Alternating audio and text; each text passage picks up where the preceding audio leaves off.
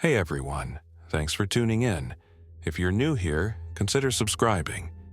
It really helps keep these stories coming. And while you're here, let me know in the comments where you're listening from. Now, sit back, relax, and let's get into the story. The first time I saw the anomaly, I blamed a loose cable. That is what you learn as a field technician for the United States Geological Survey. Before you accuse the Earth, you check your own work. You check connectors, you check power, you check the little things that fail quietly and make big graphs look dramatic. I was alone at the remote sensor hub because that was normal. Our station sat on Bureau of Land Management ground in central Wyoming, a hard hour of driving from the nearest paved road and another stretch beyond that to the nearest town with a grocery store. It was a practical location for what we did. Low radio noise, minimal vibration from traffic, good line of sight for telemetry. Nothing around it but sagebrush, basalt, and the kind of wind that never needed a reason. My job was not glamorous. I maintained and calibrated seismic sensors and related instruments, broadband seismometers in buried vaults, strong motion accelerometers bolted to concrete, global positioning system receivers anchored into bedrock, and a handful of infrasound microphones that listened to the air the way a seismometer listened to the ground. The hub collected data from a scatter of smaller sites across Wyoming and the neighboring states, then pushed it out through a satellite link. We were a relay, a steady heartbeat of numbers. I had been on site for 3 days doing scheduled maintenance, which meant cleaning solar panels, swapping out battery strings, resealing a couple of fiberglass instrument enclosures, and re-leveling one of the seismometers that had drifted after a late summer thunderstorm soaked the ground. I had a routine. Wake up when the sun hit the bunkroom window. Boil water on a propane stove. Check station health on a rugged laptop. Walk the line of instrument vaults with a toolkit in one hand and a handheld radio in the other. Work until the wind got sharp at night. That afternoon, the laptop showed a cluster of low-frequency tremor across several stations, not just ours. It was subtle enough that a casual glance could miss it. The graph looked like someone had leaned on it with a thumb. A slow wave, a low rumble without a clean start or end. I pulled up the network view.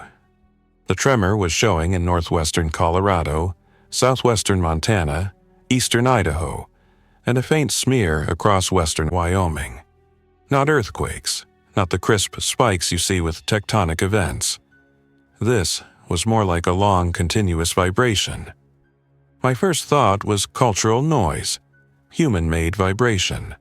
A mining blast, a large truck convoy, a new wind farm coming online. But the frequency content did not fit. Neither did the timing. It pulsed in a pattern.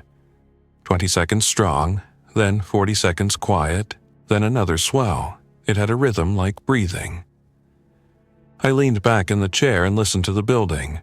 The hub was a squat rectangle of reinforced concrete and steel, built decades earlier as part of a tornado monitoring program. It had been overbuilt on purpose, with thick walls, a buried footprint, and a shelter-like interior because someone once believed it might need to remain functional through an extreme weather event. Later, when our agency needed a remote hardened site to anchor instrumentation and telemetry, the hub got repurposed. A bunker that listened instead of watched. The building was quiet except for a small ventilation fan and the soft cycling of the battery charge controller. Outside, the wind dragged across the sage. In my ears, everything felt normal. On the screen, the tremor did not. I did what I always did first. I checked the station. Power was clean. Battery voltage stable. Instrument health flags normal, no errors. The sensors were level. The data stream was continuous and synchronized.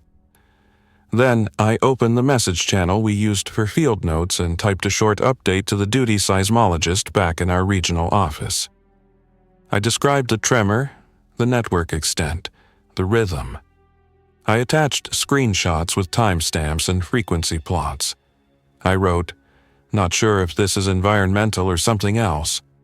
Pattern persists across multiple stations. Please advise." With good satellite connection, the message should have gone out in less than a minute. Instead, it hung. The cursor blinked. The progress icon spun. A small warning appeared. Transmission failed. Retrying. I tried again, same result. I checked the satellite modem status. It showed a signal. Not great, but enough. I reset the modem. Waited for it to reacquire. Tried again. The message failed again. I told myself it was a service hiccup. Remote links did that. Wind could shake the dish alignment by a fraction. Solar storms could add noise. A network node could drop. Then my phone buzzed, which was unusual because I barely had any cell signal out there. When I got a bar or two, it was usually on the ridge a quarter mile from the hub. Inside the bunker, I should have had nothing. The buzz was not a call. It was a text alert that flashed on the lock screen. "Emergency alert. Do not make any noise. This is not a drill. Stay inside. Turn off alarms. Do not shout. Do not use vehicle horns. Wait for instructions." For a full second, I stared at it without understanding. Wireless emergency alerts in the United States are used for missing children alerts and severe weather and national emergencies. They do not usually tell you to do something that sounds like a line from a bad movie. My first reaction was a dry laugh I didn't actually produce. I breathed out through my nose, more disbelief than humor, because the message felt absurd. Then the building gave a soft, almost imperceptible shiver. It was not an impact, not a loud bang. It felt like the floor settled by a millimeter, like a truck passing far away. Except there were no trucks out there.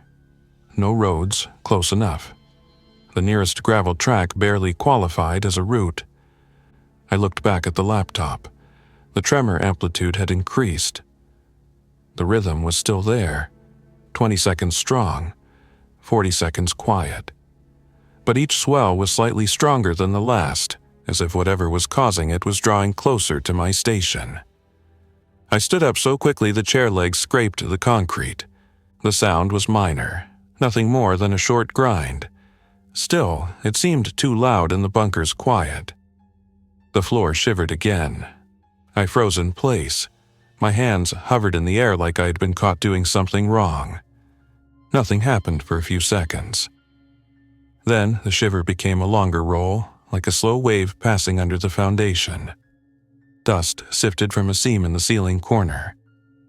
The laptop graph jumped, and with it my stomach. I had been trained to respect earthquakes. Not to panic, but to take them seriously.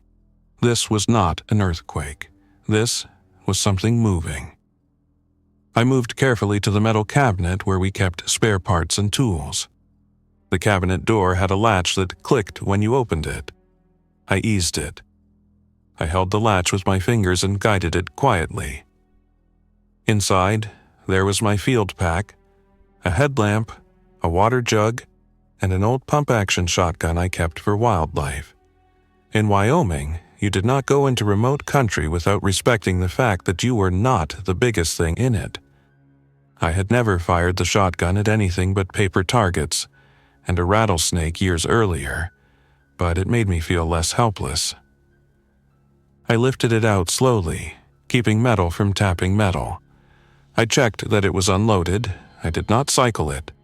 I did not want the clack of action. I set it on the bunkroom bed with a soft cloth beneath it.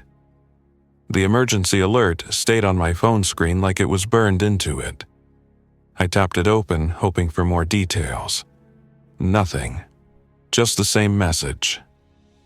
Outside, the wind rose and fell, steady and indifferent. Inside, I felt the quiet become heavy. I needed to know if this was real beyond my own screen. I reached for the handheld radio we used for short-range communication with any nearby field teams. It was mostly dead weight because nobody was usually close enough. I turned it on. The startup beep sounded like a siren in the bunker. I flinched and my fingers fumbled to kill the power. The beep had lasted maybe half a second. The floor did not shiver immediately. For a moment, I thought I had dodged whatever consequence existed. I stood still, holding my breath, heart pounding. Then, from far away, came a sound through the ground I felt more than heard. A low thump, a long sliding vibration, a pressure change that made the air seem to tighten. It was like something had oriented toward me. The tremor on the laptop spiked. I did not touch anything else. I backed away from the radio as if it had betrayed me. I moved to the thick steel exterior door that led into a short entry corridor and out to the wind. The corridor was designed as a buffer, a small space where you could shed snow, close one door, then open the next, so the main room stayed sealed. The tornado program had built it that way. Later, we liked it because it reduced dust and kept temperature stable. I eased the inner door closed, even though it was already mostly shut. The latch engaged with a quiet click when I let it settle. I kept my hand on it until the final moment. Then I stood in the middle of the bunker and waited. I did not know what else to do. The tremor pattern continued. 20 seconds strong. 40 seconds quiet. The strong parts were growing. I wanted to call someone. I wanted to hear another human voice. The alert told me not to. The rational part of my brain told me an alert like that would not be sent nationwide unless something catastrophic was happening. But the word noise kept snagging in my thoughts. Noise was not just sound. Noise was vibration. Noise was anything a sensor could detect. Noise was my chair scraping. Noise was the radio beep. Noise was my own movement. A ridiculous thought slid in. If the thing hunted with echolocation, it listened for echoes. Bats used echolocation. Dolphins used echolocation. Some submarines used sonar. Echolocation could mean the creature made a sound and listened to how it bounced back. But why would that require silence from us? Unless it used our noise as a beacon. The bunker shivered again, harder than before. A few small items on a shelf rattled. A metal wrench rolled slightly and hit another tool with a soft tick. I swallowed and forced myself not to move. A deeper vibration came through the floor, like something sliding under the hub. I imagined a vast shape beneath the concrete, moving through soil and rock the way a fish moved through water. That was impossible, I told myself. The ground was not water. Rock did not flow. Nothing that size could move without leaving a crater. Yet something was making the tremor. I watched the laptop, and in the data the rhythm changed. The swell lasted longer. The quiet interval shortened. It was not breathing anymore. It was accelerating. Then, from outside, came a sound that made my skin tighten. A distant crunch. Not a sharp bang, not an explosion. More like a heavy structure failing, wood and metal compressing under tremendous force. The hub was remote, but not alone in the landscape. There were instrument vaults scattered in a radius, small concrete lids over buried sensors, plus a weather mast, a satellite dish on a steel pole, and a storage shed. The storage shed was maybe 50 feet from the bunker. I did not want to look. Looking meant moving to a window, and the window was in the entry corridor. That meant stepping. That meant sound. But another crunch came, closer. Something hit the outside wall with a vibration that passed through the bunker like a wave. Dust shook loose again. The emergency light flickered. The sound was not a collision in the usual sense. It was more like pressure, as if the air had been pushed hard against the wall. The tremor on the laptop became a solid block. I crouched slowly, placing my knees down like I was lowering onto thin ice. I put my palms on the floor, not to push, just to feel. The concrete was vibrating. I could feel a second rhythm layered over the tremor, a pulsing, like a distant engine, but organic, not mechanical. It did not have the clean repetition of pistons. It had an uneven, searching cadence.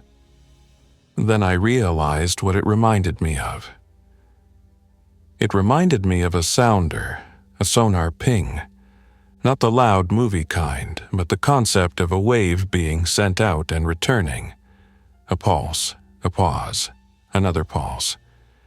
If something underground was sending vibration through the ground and reading the return, it could see shapes and voids. It could map tunnels and foundations and cavities. It could detect a bunker as an empty space in solid ground. It could detect me if I moved. I stayed as still as I could. A long minute passed. Then another. Outside, something scraped across the ground and the entire bunker trembled.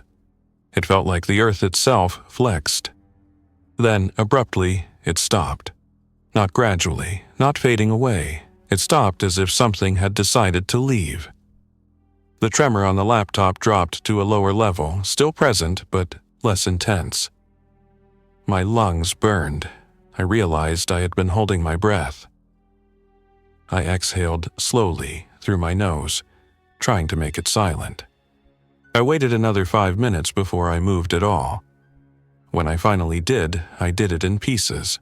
Shift weight, pause, move a knee, pause, stand without letting boots scrape. I went to the corridor window. It was a small reinforced pane, more like a viewing port, set into the thick wall. I leaned in. The storage shed was gone. Not damaged, not tipped over. Gone in the sense that a fist-sized bite had been taken out of reality. Splintered boards and twisted sheet metal lay scattered across the dirt. The shed's floor frame was bent like a crushed soda can. The padlock and hinge hardware were simply not there anymore, as if they had been ground into dust and thrown. The satellite dish mast was tilted at an angle that made no sense for wind damage. The steel pole was bent halfway up, bowed toward the ground. Around it all, the sagebrush lay flattened in arcs, as if something had rolled over it. No footprints, no tire tracks, no obvious crater. Just pressure and destruction. My phone buzzed again and I nearly dropped it. Another alert, this one longer. Emergency update, silence saves lives. Unknown threat responds to sound and vibration. Stay off roads. Turn off generators. If safe, do not use firearms. Do not shout. Do not play music. Text only if necessary. Wait for official instructions. The phrase, unknown threat responds to sound and vibration, told me enough to make the hair on my arms lift. The line, do not use firearms, made my throat go dry. If this thing responded to noise, a gunshot would be a beacon. If it could crush a building, a gun would not matter anyway. I put the shotgun back on the bed and stepped away from it. Then, I looked at the battery monitor on the wall. The hub ran on solar with battery backup, but it also had a propane generator for extended cloudy periods. The generator was not running now, which was good, but the ventilation fan was. The alert said, turn off generators if safe. It did not mention ventilation fans, but any motor made vibration. I walked to the fan switch and hesitated. Without ventilation, the bunker would stay sealed, but I had enough oxygen in the room for a long time, and the hub had an old passive vent that could be opened if needed. A manual damper. I turned the fan off. The sudden quiet was startling. In the silence, my ears seemed to amplify everything. The blood rush, the shifting of fabric, the tiny creak of the building settling.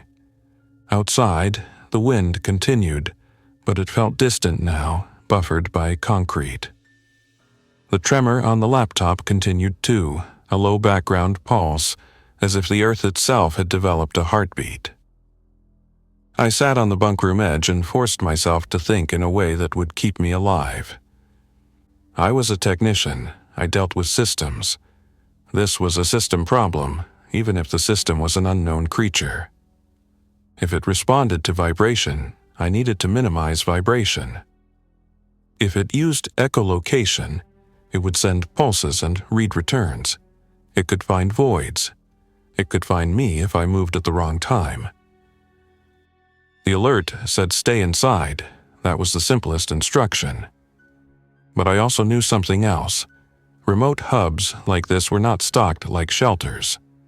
I had maybe 4 gallons of water, some canned food, and a small refrigerator that would warm quickly without power. The solar would still charge batteries, but if I kept everything off to minimize vibration, I would be living on whatever was already here. And the bigger problem was communication. The satellite link had failed. If the alert system could reach my phone, that meant something still worked, at least partially. But I could not call. I could only receive. I stared at the graphs. In the next hour, the tremor increased again. Not at my location, but across the network view. It rolled like a wave moving east. One station in western Wyoming spiked hard, then dropped out entirely. Then another. I opened the station status list, healthy, healthy, healthy. Then a sudden red indicator, no data, then another. The map of the region began to look like a string of lights turning off, one by one, in a rough line. It was moving. Toward towns. I knew the nearest town to my hub, Lander, Wyoming, down in the Wind River Basin, with a hospital, a couple of grocery stores, and enough people that do not make any noise, would be nearly impossible. There was also Riverton, farther north, and Casper to the east, bigger and louder. If the unknown threat was heading towards populated areas, then people were in danger. That was the part that made me break the stay inside instruction in my head. I did not want to be a hero. I did not have a plan to save anyone. But I could not sit in a bunker watching stations go silent without trying to at least warn someone in a way that would not get me crushed. Text only, the alert had said, if necessary. I climbed the ridge outside the hub with slow, careful steps, choosing patches of dirt instead of gravel, placing my boots down like I was walking on glass. I did not carry the shotgun. I carried my phone and a small notebook and a pencil. Pencil was quieter than pen. That mattered now. At the top of the ridge, the signal bars on my phone flickered. 1 bar, 2, then back to 1. I typed a message to the county emergency management office number I had from previous coordination work. It was not a number I used often. It might not even work. But I tried. USGS Field Tech near South Pass. Seismic network showing moving anomaly. Emergency alerts received. Hub damaged outside by unknown threat. Noise seems to attract it. Towns losing comms. Please advise. I hit send. The phone showed sending. Then, after a long pause, delivered. That one word made me feel less alone. Then the ground under my boots gave a faint shiver. It was subtle, but after what I'd felt earlier, it might as well have been a scream. I froze. The ridge was exposed. If the creature could detect vibration through the ground, standing on open dirt might be worse than being in the bunker. A bunker was a void, yes, but it was also reinforced. Out here, I was just a warm, moving thing. I lowered myself slowly to a crouch and then to my stomach, spreading my weight to reduce pressure. I pressed my cheek to the dirt, not because it helped, but because it made me feel closer to what was happening. The ground vibrated in a pattern, and I recognized it. Pulse. Pause. Pulse. The echolocation idea came back hard. Whatever it was scanning. I did not know if it was scanning me or scanning the ridge or scanning something farther away, but I knew the only safe move was to become a rock. I stayed there for what felt like an hour but was probably 10 minutes. The vibration faded. When I finally crawled back toward the bunker, I did it in slow increments, moving only during moments when the wind gusted harder, because wind noise might mask minor sound. It was a guess, but the alert had told me silence saved lives, and I had to build rules fast. Inside the bunker, I sat and watched the network. Around dusk, the map showed a large spike near a town I knew well. Shoshone, Wyoming, on the highway where U.S. Route 20 and U.S. Route 26 meet. A small place with a few gas stations and a diner and not much else. Then, Shoshone's nearest station went dark. Then another station near Thermopolis went dark. Then one near Riverton spiked sharply, and the tremor turned into a jagged mess. And then the data stopped. My phone buzzed again, and this alert was different. It had a tone I could feel in my bones, even through the silence. Emergency Bulletin, Area Impact Event, Shoshone, Y. All residents, shelter in place. Do not make any noise. If you are outside, lie flat and do not move. Wait for rescue. Do not approach damaged areas. Area Impact Event. That was the kind of phrase agencies used when they did not want to name the thing causing it. It could mean a tornado. It could mean a chemical release. It could mean a crash.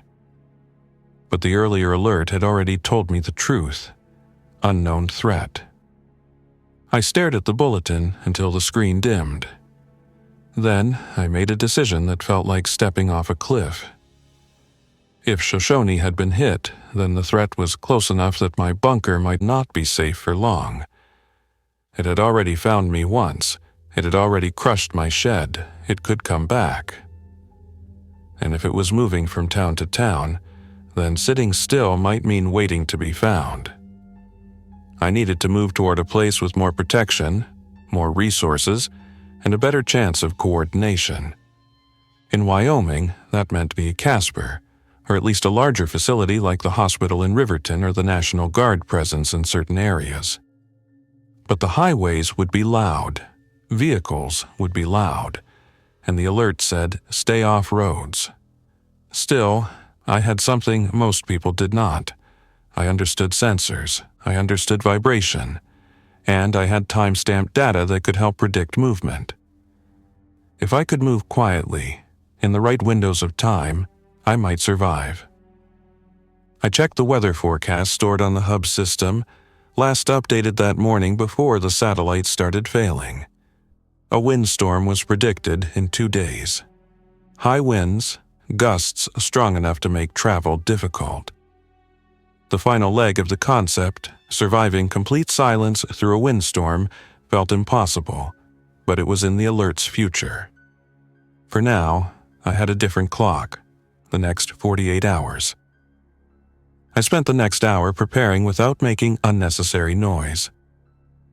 I packed water into soft containers instead of hard bottles.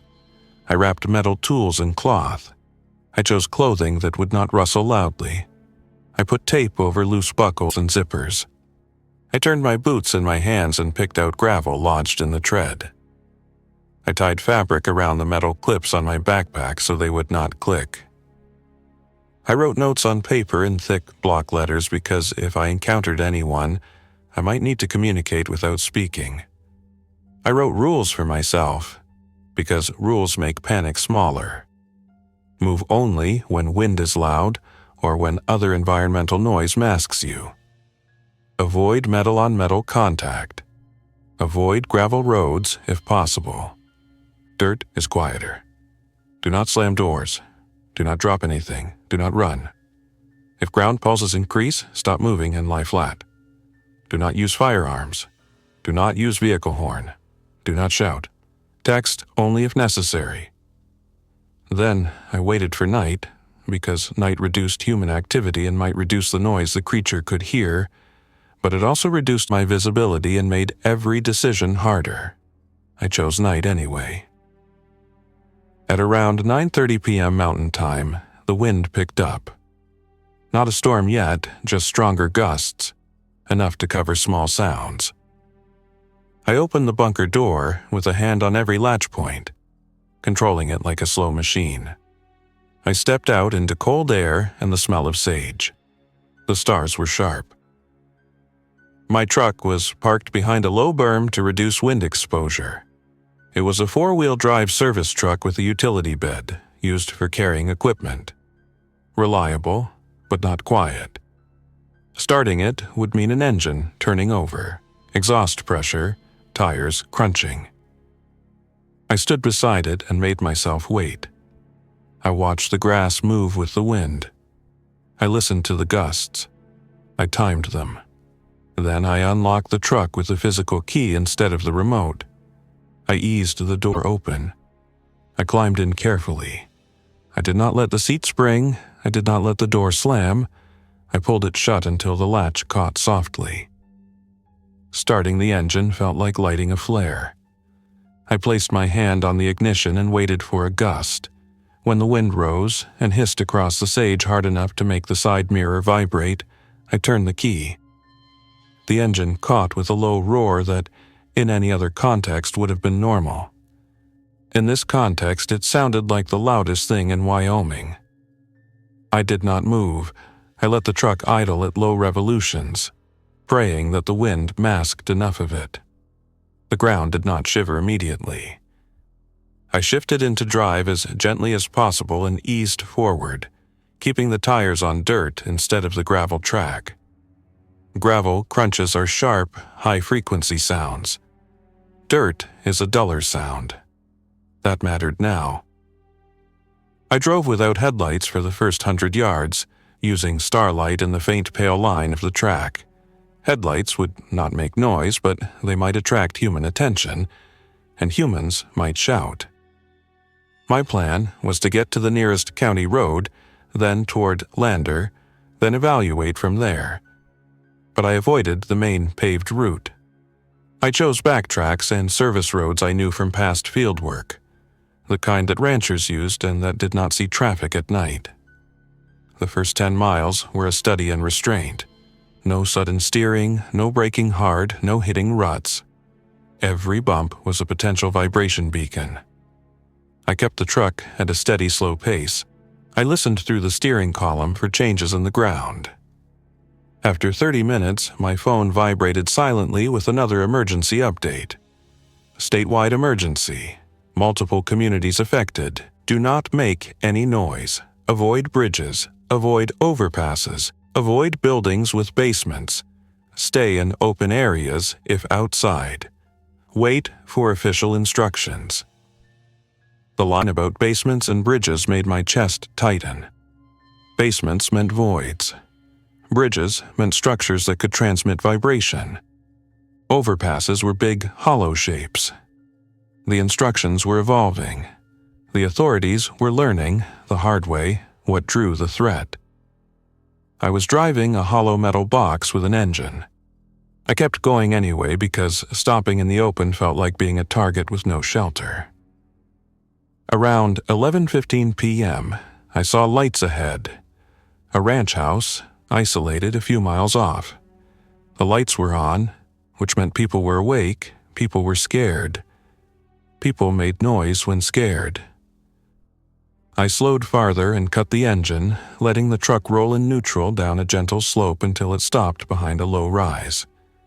The sudden quiet made my ears ring. I stayed there watching.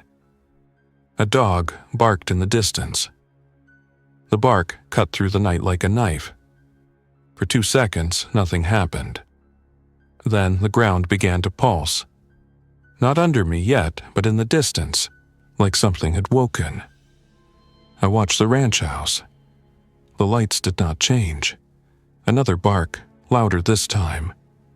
The pulsing grew. Then, far beyond the ranch house, I saw a ripple move through the grass, a wave traveling faster than any animal could run. It was not the grass moving from wind. It was the ground itself shifting, a subtle rolling that made the sagebrush tilt. The wave converged toward the ranch. The dog barked again, frantic now. I clenched my hands on the steering wheel, not breathing. The wave reached the yard. There was no explosion, no fire, just a sudden collapse of sound, like the world had been muted.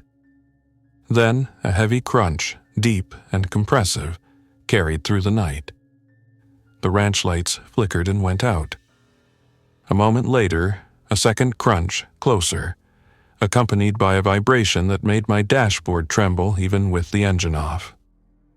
I lowered myself in the seat, making myself small. No screaming, no shouting, nothing. The silence that followed was worse than any noise.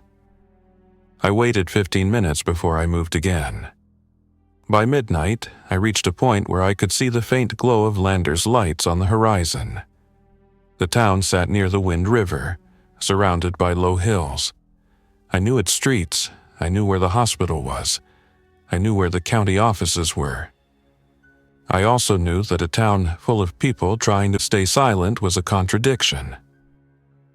As I approached, I saw something that looked like an accident at first. A line of vehicles stopped on the main road, headlights off, spaced apart. People had abandoned them and moved away on foot, leaving cars like quiet tombstones. I did not join that line.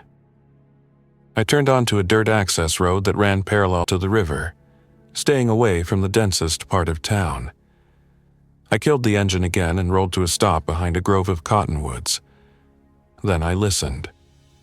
Lander was not silent. It could not be. I heard a distant car door slam, immediately followed by a long pause of nothing. As if the entire town had flinched, I heard a baby cry once, then be muffled quickly. I heard a dog whine. I also heard something else, a low pulsing under it all, like a slow drum. The threat was nearby. I did not go into town. Instead, I used my phone to send one more text, short, to the emergency management contact. I am near Lander. Shoshone hit. Ranch near HY quieted suddenly after dog barking. Threat seems drawn to sharp noise. Recommend public messages emphasize no barking, no alarms, no horns. I will move east toward Casper if possible. I hit send. It took longer this time, but it went through. Then the ground under the cottonwoods pulsed once, as if answering me. I did not stay. I waited for a gust, then restarted the truck and eased away, heading east, away from the river, toward the open basin and the long stretch of land that led to Casper. The next part of my 48 hours became a chain of quiet decisions and near mistakes. I avoided the main highway, but eventually you cannot avoid it completely if you want distance. Wyoming roads funnel you like water channels. The land is vast, but travel routes are limited. At around 2:30 a.m., I approached an overpass on a lesser route. The emergency bulletin had said avoid overpasses. I stopped a quarter-mile away and stared at it, the concrete arch a hollow void above the road. If the creature mapped voids, it might be drawn to the shape, or it might not care. The instructions suggested it did. I turned off the road and took a ranch track that ran under a power line corridor instead, bouncing gently through dirt and grass. It was slower and riskier, but it kept me away from the echoing space of the overpass. Later, I came to a cattle guard, a metal grate set into the road so cattle cannot cross but vehicles can. Driving over it makes a loud clatter. I stopped before it and sat there, breathing slowly. On the other side, the track continued toward where I needed to go. Behind me, the night was empty. I got out of the truck as quietly as I could and walked to the cattle guard. It was bolted in place. I could not move it. Driving around it might be possible by going off the track, but the ground was uneven and might scrape the truck's undercarriage, making noise. I stood there in the starlight, and for the first time I felt truly stuck. Then I thought like a technician.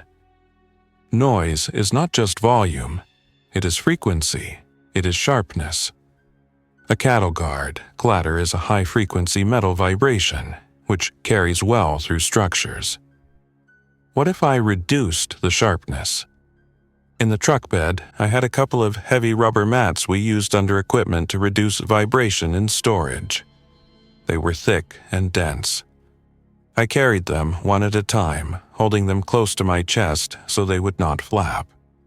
I laid them over the cattle guard, draping them across the metal bars to create a softer surface.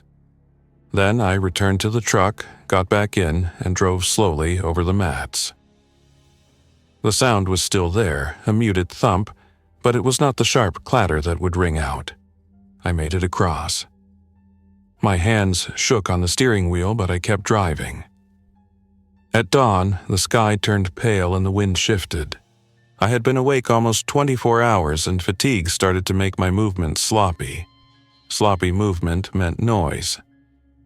I needed rest, but I did not dare sleep in the open.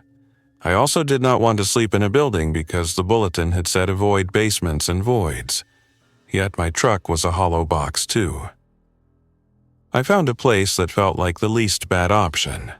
A shallow ditch beside an abandoned section of fencing, far from any buildings, where the wind made constant noise and the ground was firm.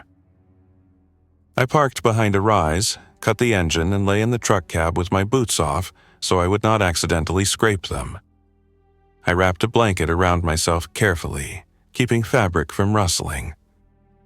I set my phone to vibrate only, no sound, and placed it on my chest so I would feel alerts without it buzzing against hard plastic. Then I closed my eyes. Sleep came in fragments. Every time the wind shifted or the truck creaked as the temperature changed, my eyes snapped open. In one half-dream, I imagined a pulse under me, and I pressed my hands to the floorboard to confirm. Sometimes the ground was quiet. Sometimes it was not. Around noon, I woke fully to a new set of alerts. Emergency update, Casper Y area, shelter, do not make any noise. Traffic halted, air operations limited, do not use sirens, turn off home alarms, keep pets inside and quiet. The mention of Casper told me the threat was moving east. I meant my plan to reach Casper might put me in its path rather than ahead of it. But Casper also meant resources. A larger hospital, a larger emergency management operation, more people coordinating. If the threat was going to hit Casper, I needed to be either far away from it or inside the best protected area possible. I weighed the map in my head. North was more remote, but would push me toward smaller towns like Midwest and Edgerton. South would push me toward Rawlins, and then farther. East would push me toward smaller settlements, and then out of Wyoming. I thought of the original anomalies. They had spanned multiple states. This was not just a Wyoming problem. If I could get to a place with wide open ground and minimal human noise, that would be safer than any town. But I also needed water, fuel, and a way to keep receiving updates. I decided on a compromise. Skirt Casper, not enter it. Use the edges, pick up supplies if possible, then move farther east into open country. That decision would take the next 24 hours, and it would be where I met other survivors. Not zombies, not movie villains, just ordinary people trying to obey an impossible instruction. The first person I encountered was a trucker named Marisol Hayes, though I did not learn her name until later because we could not speak. I found her at a rest pull-off on a back route, her semi-truck parked with the engine off, hazard lights silent, no flashing. She was sitting on the ground beside the cab, her hands clasped around a water bottle. Her eyes were red from crying, but she held her body rigidly still, like she was trying not to exist. I saw her because she held up a hand when she noticed my truck creeping past. Not a wave. A signal. I slowed and stopped farther away than I normally would. Stopping too close felt dangerous. I rolled down my window a crack, but I did not speak. She did not either. She held up a piece of cardboard with words written in thick marker. "Out of water. Please." I looked at her truck. A semi is a loud thing even when off, a large hollow box. But it was already there. Leaving her without water felt like a death sentence. I pointed to my own water containers. She nodded quickly, then forced herself to stop moving. I reached into my cab and retrieved a soft water bladder, the kind used for hiking. I unscrewed the cap slowly, silently, and held it out through the window. She approached in careful steps, like she was walking through a room full of sleeping animals. Her boots were dusty, but she placed them down gently. When she reached the window, she took the bladder with both hands, her fingers trembling, and mouthed, "Thank you," without sound. I nodded once. She lifted her cardboard again. New words. Where go? I took out my notebook and pencil and wrote, slowly, "I am heading east, avoiding towns. Casper unsafe, stay quiet." I tore the page and held it out. She read it, swallowed, then wrote on her cardboard again, the marker squeaking faintly, making both of us freeze until the squeak stopped. I heard town gone, no bodies, true? I hesitated, then wrote, Shoshone badly damaged, no people seen. Ranch went dark after dog barked. Noise draws it. She read, eyes widening, then nodded, her jaw clenched so tight I could see muscles flex. She held up one more message. My radio? I shook my head, slowly. The alert had said no radios, and my earlier radio beep had felt like it had summoned the thing. Even if the radio itself did not, her semi-truck had a powerful engine and systems. If she turned on anything with a beep, it could draw attention. I pointed at my phone, then held up my hands in a no-sound gesture, then mimed texting. She seemed to understand. Before I left, she reached into her pocket and pulled out a small pack of protein bars. She held them up, offering. I shook my head and pointed at her, then at the bars, then at her mouth, meaning, keep them. She nodded, and this time her eyes filled again, but she did not make a sound. I drove away, feeling the weight of her fear like something physical in my chest. By late afternoon, the wind increased. Clouds moved in from the west, dragging shadow across the basin. Dust lifted in sheets. A windstorm was building earlier than predicted. That was both good and bad. Good, because wind noise might mask minor sounds, making it harder for the threat to pinpoint. Bad, because wind also made structures creak, knocked debris loose, and could create sudden sharp noises. A metal sign slapping, a loose board snapping, a window breaking that might draw the threat. That and the final leg of my survival, whether I wanted it or not, was going to happen in wind. As I approached the outskirts of Casper, I saw the result of people trying to obey silence in a city built on sound. Traffic signals were dark. People had abandoned cars in odd places, leaving them rolled up to curbs with the doors ajar, but no horns. No shouted arguments, no sirens. It was like the city had been turned down to a whisper. I avoided downtown and moved through industrial edges, where warehouses sat like big empty drums. The bulletin had said avoid buildings with basements, but it also implied avoid hollow spaces. Warehouses were hollow. Bad. I found a small self-storage facility on the outskirts, rows of metal roll-up doors. That was also hollow, also dangerous, but it had one advantage. People had already been there, and some doors were open, meaning someone had accessed supplies without making catastrophic noise, at least so far. I parked behind a berm and moved on foot, because a truck engine was too much in this area. Walking became a skill. Step on dirt, not gravel. Avoid dry leaves that crackle. Avoid metal doors that rattle. Avoid chain-link fences that sing when touched. Inside an open unit, I found a case of bottled water and a box of canned food. I also found a handwritten sign taped to the inside wall, written in thick letters. Do not talk, do not cry, do not run. It hears you. Underneath, smaller. If you drop a can, lie down and pray. I took only what I could carry quietly. A few bottles of water wrapped in a towel, a handful of cans placed in a soft bag so they would not clink, and a roll of tape.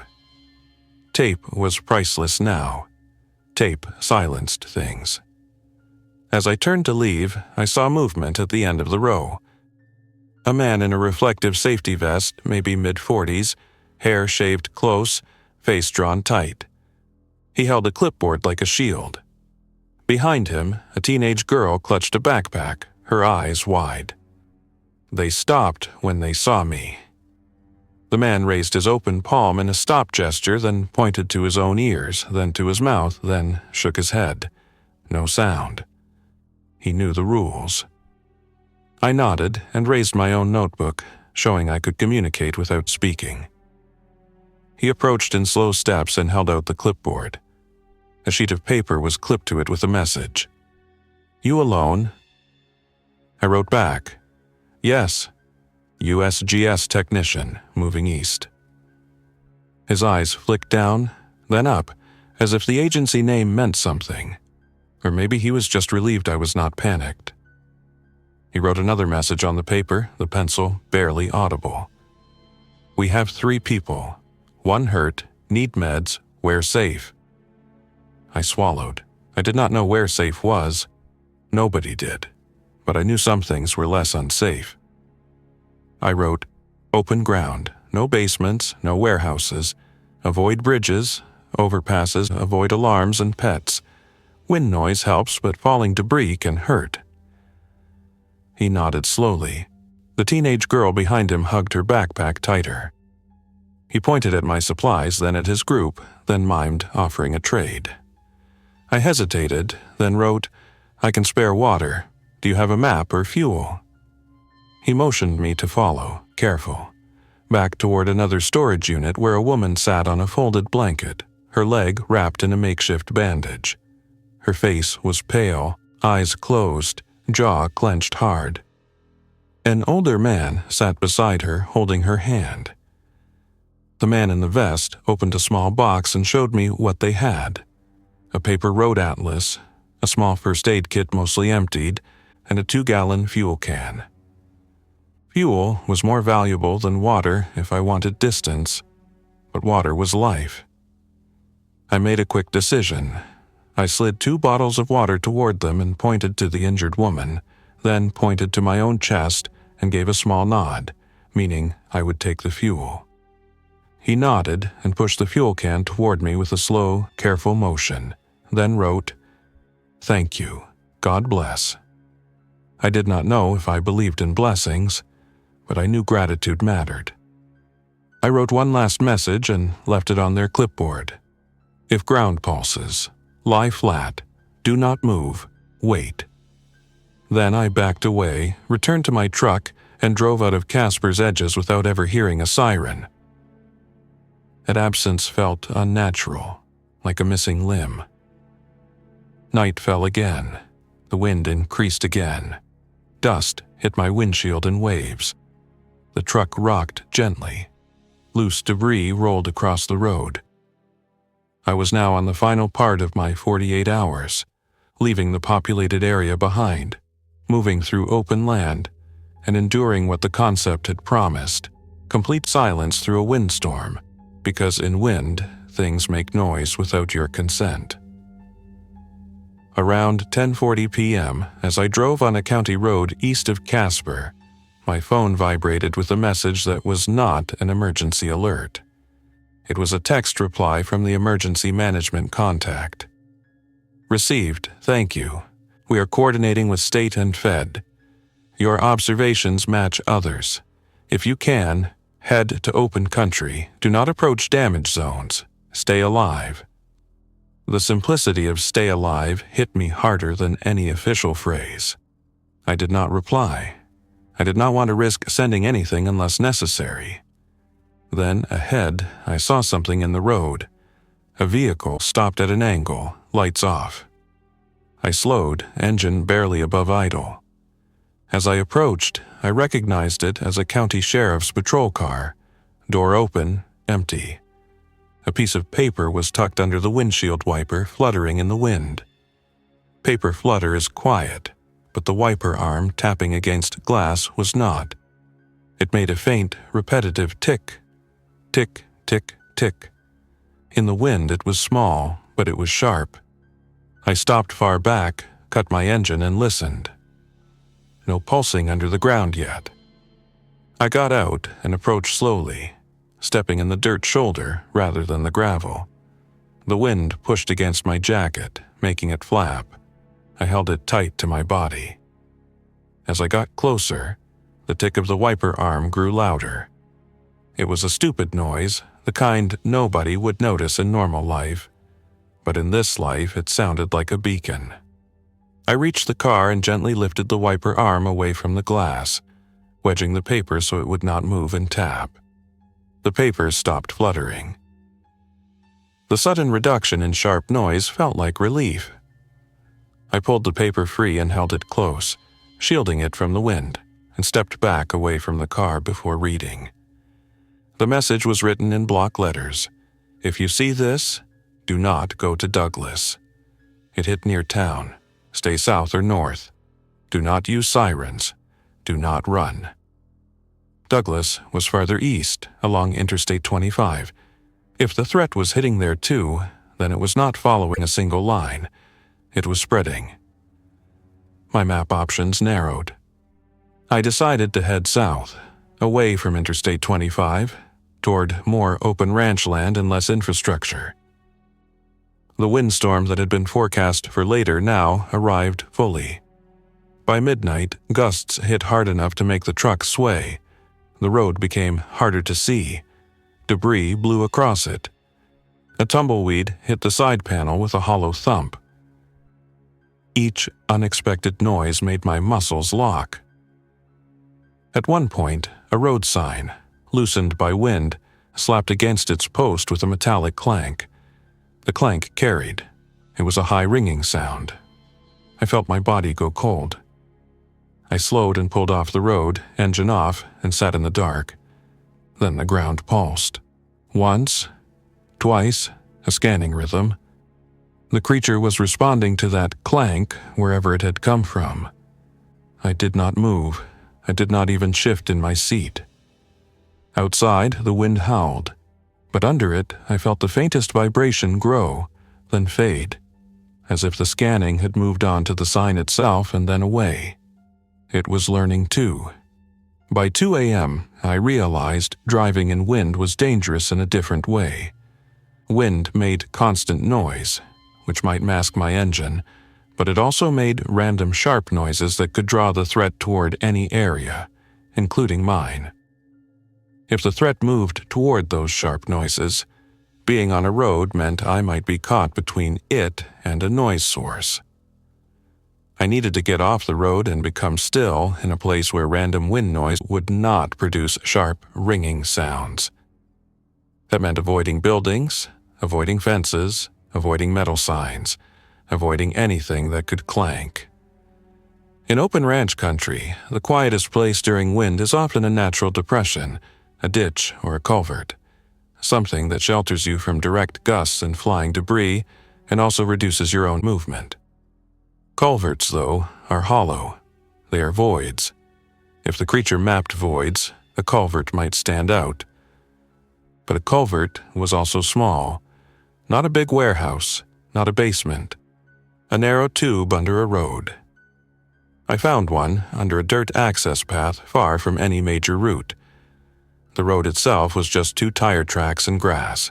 The culvert was concrete, maybe 3 feet in diameter, set into a shallow ditch to carry runoff during rain. I parked my truck 200 yards away behind a low rise. cut the engine, and waited. No pulsing. I took my backpack and crept toward the culvert, staying in the ditch, using the wind's roar to cover my steps. At the culvert, I crouched and looked through it. Darkness on the other side.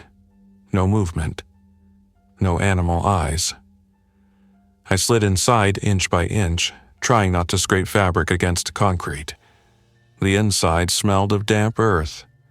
The wind outside became muted. That was both comforting and terrifying. Inside the culvert, every breath sounded loud. I settled in the middle, where I was farthest from the openings, and tucked my backpack beneath my chest like a pillow. I wrapped my jacket tight around my shoulders to keep it from rustling. Then I forced myself to do the hardest thing I had done in my life. I forced myself to remain completely still. The windstorm roared over the landscape, shaking grass, rattling distant fences, slapping loose signs, and somewhere far away probably knocking things down with sharp cracks. Each crack, I knew, might draw the creature. Each crack might cause scanning pulses to ripple through the ground. Inside the culvert, I felt the earth as much as I heard it. At first, there was nothing but the wind's distant roar and my own heartbeat. Then, around 3:15 a.m., the ground began to pulse. It started faint, then grew, pulse by pulse, as if something was approaching and scanning. I flattened myself against the culvert floor, spreading my weight. I pressed my face against my sleeve and forced my breathing to slow until it felt unnatural. The pulses grew stronger. I could feel them in my teeth. Pulse. Pause. Pulse. Pause. The creature was close enough that the culvert seemed to vibrate with each scan, as if the concrete ring was responding to pressure changes in the soil around it. I did not move. A gust of wind outside caused a sharp, metallic bang somewhere. Maybe a gate slamming, maybe a loose piece of tin. The bang was far, but distinct.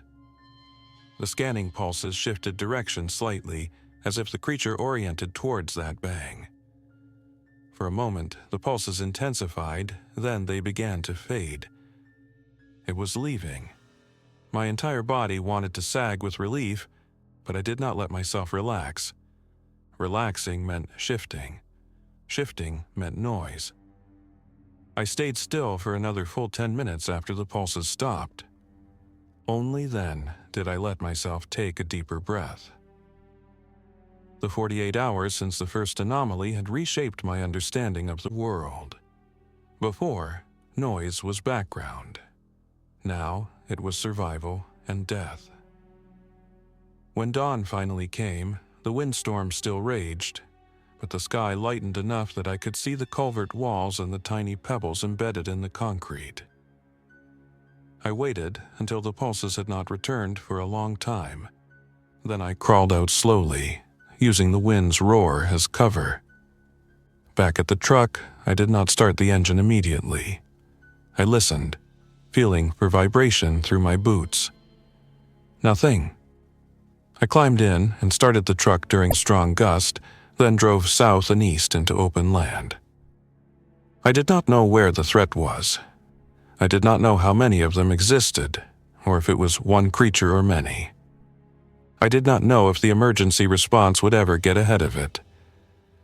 But I had learned something that felt like the only truth left. Silence was not the absence of sound anymore. Silence was an active choice, a discipline, a way of moving through a world where the ground itself listened. As the sun rose behind dust clouds and the wind kept scraping the plains, I drove toward emptier country, keeping my speed low, my hands steady, and my life balanced on the quietest decisions I could make. And every time the ground trembled even slightly, I remembered the alert that had started it all. Do not make any noise, because something underground had woken up, and it was hunting. Thanks for listening. If you enjoyed this story, don't forget to like and subscribe. Your support keeps these creepypastas coming, Until next time, stay alert, stay safe, and never ignore the feeling that something is watching.